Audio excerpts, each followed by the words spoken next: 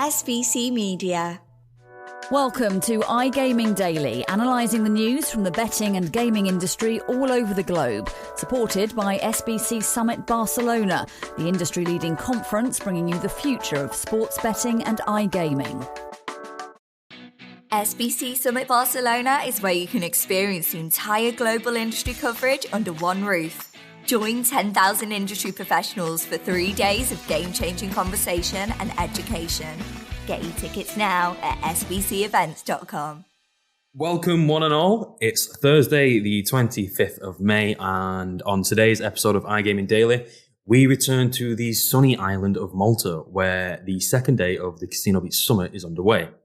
As promised in yesterday's episode, the CasinoBeats team joins me yet again to go through their Thursday's plans, while we also take a look at a few standout categories for the Game Developer Awards to kind of just give our thoughts over them on who we think stands a good chance of winning. But for the listeners who didn't tune in yesterday, could the CasinoBeats team just introduce themselves so the audience know who's who? Hello everyone, I'm Craig Davis. I'm the editor of CasinoBeats. Hello, I'm Connor Porter, senior journalist at CasinoBeats. Hi, I'm Danny Lee, business journalist for CasinoBeats and SlotBeats. Also, we'll be hearing from SBC America's editor Jessica Wellman, who has been in Las Vegas this week, so stay tuned to find out why later in the episode. But we've got a packed schedule to get through, so I think we should just get started straight away. First up, Craig, you moderated your first ever panel today, so first off, congratulations. Round of applause for you, well done. How did you find the experience, and what was discussed? I actually really enjoyed it. Beforehand, I was saying to a few of the people, I felt a bit strange because I didn't feel nervous. And I kind of had this whole thing built up in my head that I was just going to be a nervous wreck. And I just wasn't. The chats with the panel helped. They liked the direction we was going to go in. And it felt kind of comfortable on stage. You kind of, with it being the first panel I've moderated, you kind of watch panels differently. I don't know if you did this, James, when you was about to moderate a panel. But instead of focusing on the panel and the content, if you will, I hope my boss doesn't listen to this. You're saying I've not been listening to content on panels. But in terms of how you look at how they sit, like I've noticed how like the moderators are always kind of a bit side on and facing the panel to get that engagement going a bit more. And so you don't see that screen with the massive numbers on it counting down. Even though it didn't work properly. So you had to actually look at the time in the top left corner. So that helped. As soon as we started, it was on about 53 minutes. And it just didn't reset until it was half an hour through. See, I was the same. I wasn't really nervous until I got onto the stage. And then I just shifted the chair pretty much to just look at the speakers mainly. Obviously, you still want to engage the audience. But as soon as you kind of forget the audience are there for the first 30 minutes, just focus on the speakers. It's just a conversation at the end of the day. Yeah, it's just a big interview. It's like a round table in person. I did look around a bit. I said to the audience at the beginning, if you've got a question that's urgent, we'll just get to it right away. But everyone just used Slido to do the questions, to text them up, which has worked well. It was really good though. I was a bit nervy at first. The panelists were obviously much more experienced. So as soon as I started talking, one of them got the microphone and pointed down. So obviously, move the mic down, Craig. Who's on the panel? It was Daniel Jouffre from Casino Grounds, he actually said after the panel, I feel like this should have been the CasinoBeats Summit sponsored by himself because he's done a few panels. He was on one just before as well. He was on a panel that Danny was on yesterday. Yeah. We had Wesley Azlul of Quizando and Thomas Rossiter from Lookbox. Yeah. I think he was on my panel when we was talking about video game inspiration last year. Really good speaker. Yeah, it was good. Yeah, there was all very good. Wesley Azlul's actually running the room for the 2 days as well, so he had to go up to the podium, introduce me as the moderator, and then walk along and sit down as a panelist and introduce himself again. It was really good discussion though, and some of the questions that were sent up from the audience were really quite good. Some of them were excellent. Like someone asked if he was creating a streamer from scratch, what 3 qualities would you put into it? And it's just kind of like there was much more like serious pressing questions, but there was a nice mix from the audience of kind of like little playful questions like that you could get stuck into. But it was all kind of like Daniel. It was all the questions were just all aimed at him. You could just see the other two panelists staring at him every time. But it was a good panel. We started looking at Twitch, obviously. Had to. There was no other place to start. We looked at that and did kind of have a direction I thought it was going to go, but obviously as the conversation takes place, you end up going off in a load of different directions. And I think we was about just over 20 minutes in, and I had a question about starting at the beginning, so that was a bit different halfway through.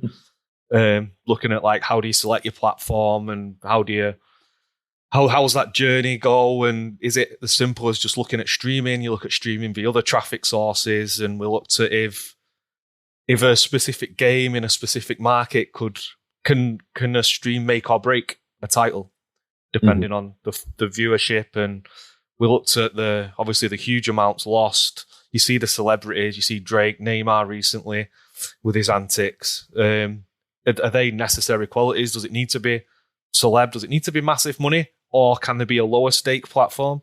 What makes up a lower stake platform? Narrative, is it slot titles, studio titles, have the engagement techniques employed? We went down quite a few different avenues. We looked at TikTok a bit. It was quite far-reaching for a kind of nearly an hour. I think we went a little bit over because we had a bit of leeway. But it was very good. No, perfect. No, I'm glad you enjoyed it as well. Like I said, working with you for the past 3 years, I believe it is. There was always kind of resistance for you to moderate on panels, so I'm glad you enjoyed your first one. Apprehension. Apprehension, we'll go with apprehension, okay.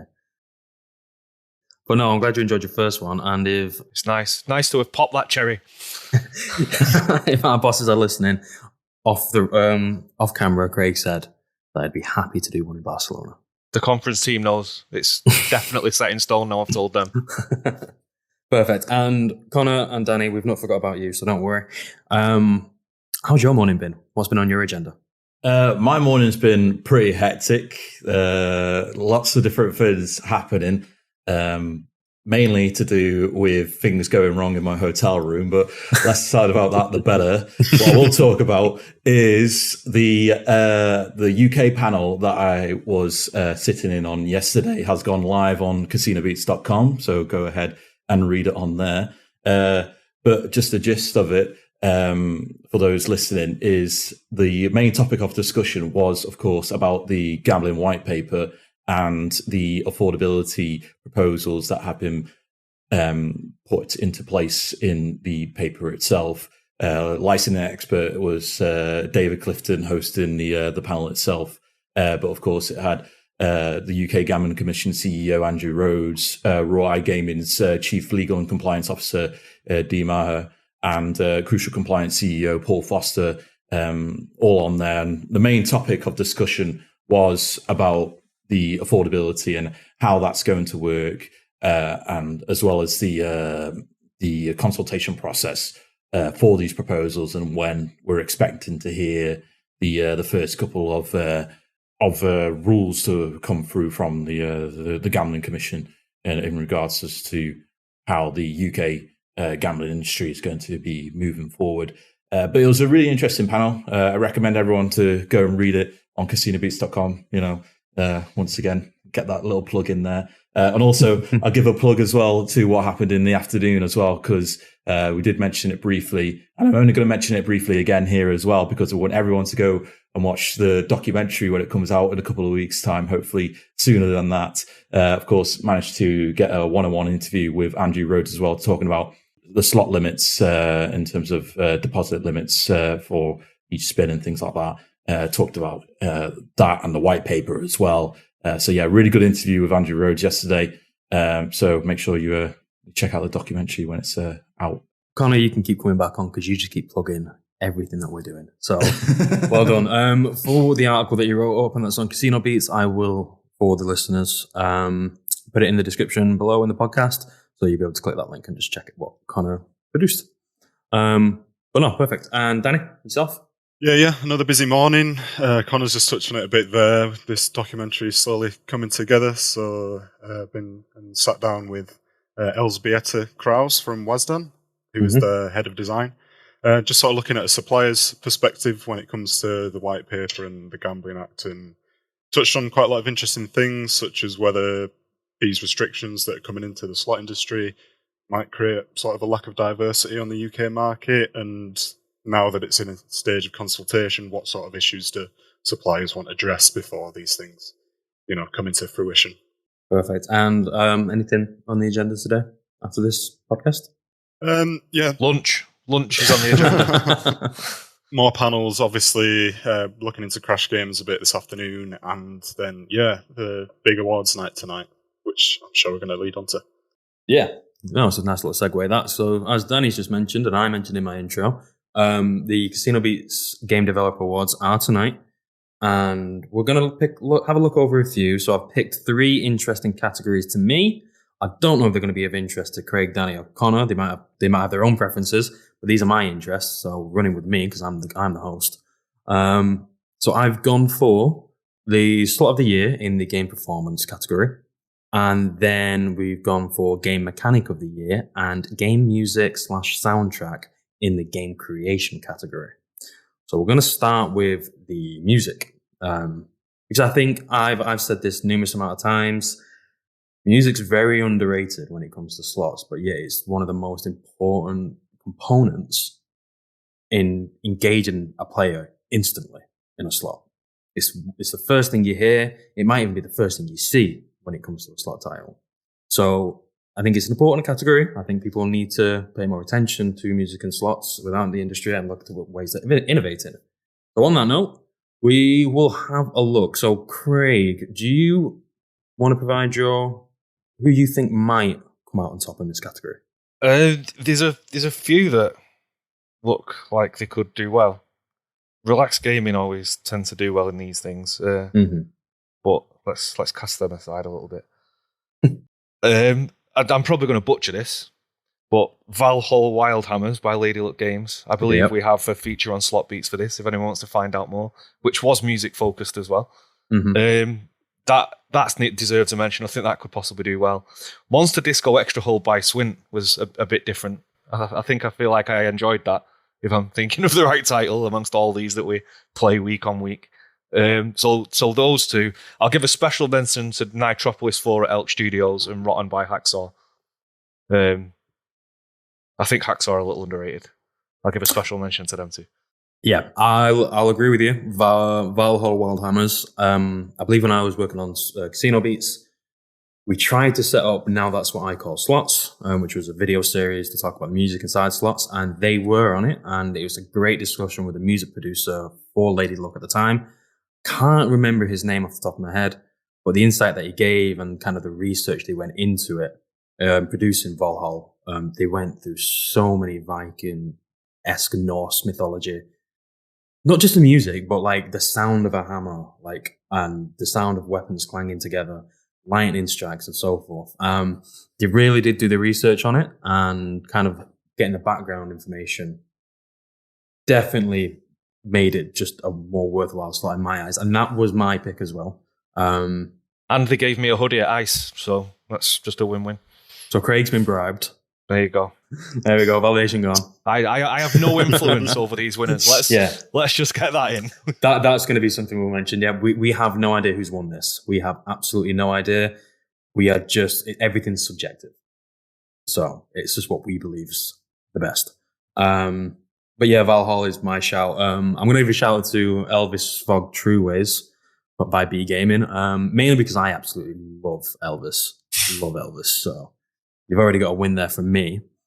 And you mentioned Hacksaw. I can't think of Rotten on the top of my head, but I do remember Hacksaw released a title and the soundtrack was so good that they put it on Spotify, and it did really well on Spotify. So well done to Hacksaw. It's a good shout out. They always do great songs. Danny, we'll come to you. For music, we've got sort of representatives from a lot of different genres that you get in the slot world. Obviously, horror is quite a big genre that you see a lot of, and obviously the music in those sort of games really do sort of add a lot to the slot. Sorry, it's just all I've got about that is what Craig has said pretty much. Valhalla Wildhammers, and yeah, a couple of horror and spooky slots in there too. Cool. I'll say, like you said, anything that you can get a musical twist into the title plays into it, because that title is going to be heavy on the music itself. So the Monster Disco and Elvis Frog, you already mentioned about him, Elvis, the king of rock and roll, basically. And you can't beat him. You can't beat him in frog form. So. Yeah, I was about to say frog spawn then. but yeah, if you're able to get a music twist and then deliver on that music as well, like you and Craig have said, it's a strong contender for the award itself. So I'm expected to hopefully see those two, finish well in the award itself. Perfect. And we're going to move over to game mechanics. I'm just cautioning the time, so we're going to have to be a bit quicker with this one than we were with music. But for game mechanics, I've picked two out which could stand out. One of them is Cluster Buster mechanics by Red Tiger. It was used in Dragon's Cluster Buster. Massive cluster slot fan. I think they're really fun and engaging. I believe the Cluster Buster is a 3x3 block in the middle of the grid. When a symbol lands, it locks into place for the next spin, and you have to get 8 adjacent symbols around it. I think that's how it works. Don't quote me on it. It's not the gospel, but I'm pretty sure that's quite accurate. And then another one would be Avatar UX's pop win mechanics. I think they've made big waves since they first introduced it. I remember we did the Beyond the Reels. One of the first ones we did was one of the first titles on pop win's mechanics. And they're the closest company in terms of mechanics that have reached the level of Megaways in terms of branding a mechanic and kind of excelling it to other companies. I'm just making that mechanic a brand in itself. And I think there's a lot of credit there, because only, again, Megaways has managed to produce that for big time gaming. But yeah, Craig, who do you think? I'd have gone, as I mentioned a few on the last one, and I kind of stole Danny's thunder a little bit. I'd have probably not named a few and gone right for Avatar. Okay, Avatar, Danny. Yeah, so we've got a good representation from all different types of game modes and features that you can see in slots. Like you said, cluster slots are obviously quite a big part of the industry, and we've pop wins as well, obviously already been mentioned, but just after doing interviews with Hubert Speller, who's the head of studio at Avatar UX, they love to talk in depth about why they push pop win so much and how it has become their flagship mechanic, really. They're a pleasure to work with too. Nice people. Yeah, definitely. Yeah. And another good mention, which actually quite a recent mechanic from Elk Studios, which was the collector mechanic used in Pirates. Really intriguing, something I haven't really seen before. Lots of directional play going on, and who knows, maybe that could do well tonight. And Connor? Yeah, just going to double down on what you said, James. If there's any mechanic that's able to take on a life of its own and start to become recognized, beyond the original game, then that's always something that can catch the eye and something that could, we'll see moving forward, like similar to the Megaway. So yeah, definitely the Avatar UX pop wins mechanic for me as well. Perfect. So we're saying Avatar UX potentially for mechanics. I'm going to say out of push, we might see Red Tiger. But we'll come back tomorrow and see who's who. So the final one, we've got Slot of the Year, the big one. For me, I'm going to go out and say there's only one winner in my eyes, and that's Slot Masters by Hungry Bear Gaming. What they've managed to achieve in integrating multiplayer into the slot and making it such an enjoyable and simple experience is something the industry has been crying out for. I know there's been quite a few during my time at CasinoBeats and SlotBeats where I've been investigating and looking at different types of multiplayer slots, and Hungry Bear have knocked it out of the park by actually just being a bit more simple with it, not being too adventurous. They've made something simplistic in nature, yet so effective and so efficient. And I think it's a brilliant game. Stands out from the rest, so I'm going to put all my eggs in one basket and say Slot Masters. It's difficult There's some good ones. I knew you'd go straight to Slot Masters. It's been my crusade for about a year to find a good multiplayer slot game. I've already spoken about Avatar, strong entry, Heliopolis. You've got Elk with Nitropolis 4. I've said about Hacksaw, how underrated I think they are. RIP City. No Limit City have produced a number of good titles. I'm a bit of a No Limit fan. I'm always intrigued as to what they're going to do. They push the boundaries. If I was a betting man, which I'm not, I would probably say Dead Canary by No Limit City will be the one that pushes Money Train 3. Okay. That's where I'd go. Interesting. Why pushing Money Train 3 though? Just the success it's had. It's just had enormous success, and it just can't be argued with. So just for the success it's had alone, I'd firmly put that as the favourites. So you don't think the third installment's going to derail at all? You think that train's going to keep on going? I think so. Money Train 4 is up for one to watch as well, I believe. So, Okay, fair enough. And Danny? Yeah, again, lots of good representation from different suppliers in there. One I quite liked a bit was Down the Rails by Pragmatic Play. So a really good use of recognisable figures and places. Obviously, London-themed slot. Very enjoyable. And they're trying to retain the crown. Yeah, exactly. Maybe they can get 2 in a row. Maybe. And Connor? Nothing else really to add. I think Craig and Danny and yourself really put it on a good description of the those that have been nominated. But I think I'm going to go with you, James, with the Slot Masters position. I think I'm going to have to split the crowd really here on this podcast. So thank you. I thought I was riding solo on this one. So we'll have to leave it to the listeners to go through the shortlist themselves and pick a favourite as well and let us know. Perfect. And the winners from tonight will be placed on the CasinoBeats website.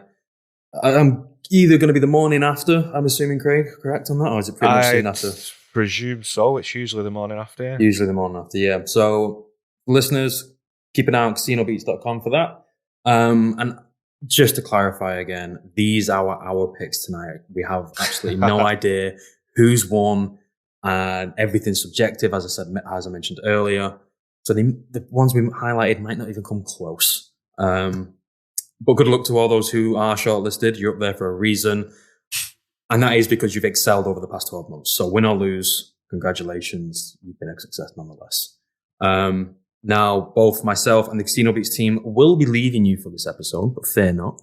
Because as stated in the introduction, Jessica Wellman has been roaming the strips of Las Vegas, and we'll now hear from Jess on what she's actually doing in Sin City. Hello, everyone. It's Jessica Wellman, editor of SBC Americas, and I wish I could tell you I was frolicking on the beaches of Malta with the CasinoBeats gang, but I'm not. I am on the conference beat, however. I have been in Las Vegas this week for UNLV's triennial conference on gambling and risk-taking, and as my friend Kate DeBon of the AGA said, my brain is on fire. This is a more academic-centered conference. There's a lot of clinicians, a lot of researchers, as well as regulators and stakeholders in the gambling industry coming together to hear a wide range of things. And it's very hard to narrow down. So what I'm going to try to do is give you guys the 3 big questions I've gotten from this conference this week so far.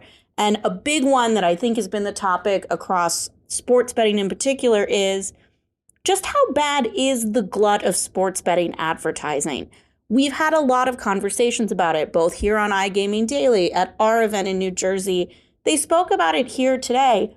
And what was fascinating for me to hear, and I've heard it anecdotally, but to hear researchers like Alan Feldman of UNLV point out, we're reacting to all of this in the bubble of actually not knowing whether or not all of these advertisements are having a negative impact on problem gambling or gambling from minors. There's yet to be any definitive research on this subject. So while it's entirely possible that it is making an impact, we don't know for sure because nobody's done that work yet.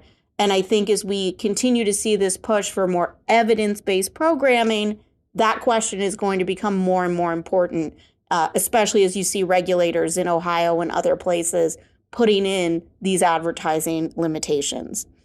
All right, the second question, it was posed in a panel by Charles Cohen of a group called Department of Trust on the first day, and I literally woke up thinking about it. He asked a very important question, which is, do we have a right to gamble anonymously? You know, in this era of online gambling, now that it proliferates and we move to more and more of a cashless society, we've gotten very accustomed to the fact that our online operator knows every time we log in exactly what we're betting on, exactly how we spend our money, and all that's tied to our name. And that brings an enormous amount of benefit when it comes to responsible gambling research and responsible gambling outreach and flagging people for potentially problematic behavior. But when you kind of move that conversation over to the land base, particularly in the US, I think that's where you start to see some pushback. People in the United States are so used to going into casinos with cash, spending cash, and not having to have their name attributed to what they're doing.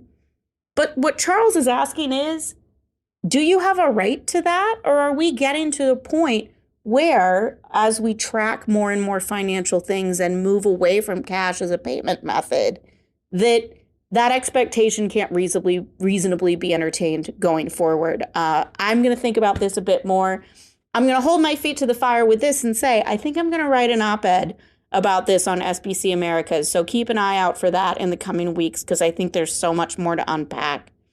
And finally, my third big question, why are we not talking more about cybersecurity within our industry? This week, we saw news come out that there was an indictment related to the credential stuffing incident of last fall, impacting 60,000 accounts on DraftKings.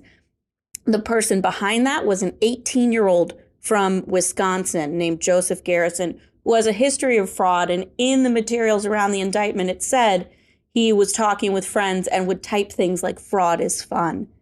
At the cybersecurity panel today at this conference, the things that they were talking about in terms of the measures that people need to take, particularly what their employees need to do, we as a highly regulated, venture, we're so used to, oh, well, my work computer is a PC and I love working on a Mac, so I've taken this sensitive data and moved it over to my Mac and not really thought about the repercussions of taking that material out of the secure cyberspace of our companies.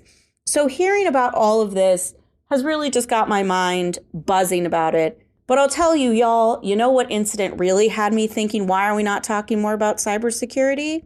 Mark Goodman of UNLV said that at a Vegas Strip casino, Russian hackers were able to hack and obtain the list of high roller customers at a casino through their fish tank.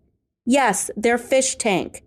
The fish tank has a thermometer that's computerized that determines pH levels and when to feed the fish. And because it was on the same network as this information, incredibly creative hackers were able to obtain that information. So I impart all of you to go check your fish tanks, make sure that none of your personal data are connected to them, and to just think back on some of these questions going forward, because I think they're really big ideas.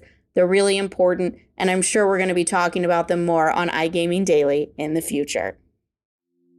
Thank you for listening to today's episode of iGaming Daily, brought to you in conjunction with SBC Summit Barcelona, being held at the Fira Barcelona Montjuic on the 19th to the 21st of September. If you want to find out more about some of the subjects raised today, feel free to explore any of the sites in the SBC News Network, or check out the latest edition of the SBC Leaders magazine. Happy reading.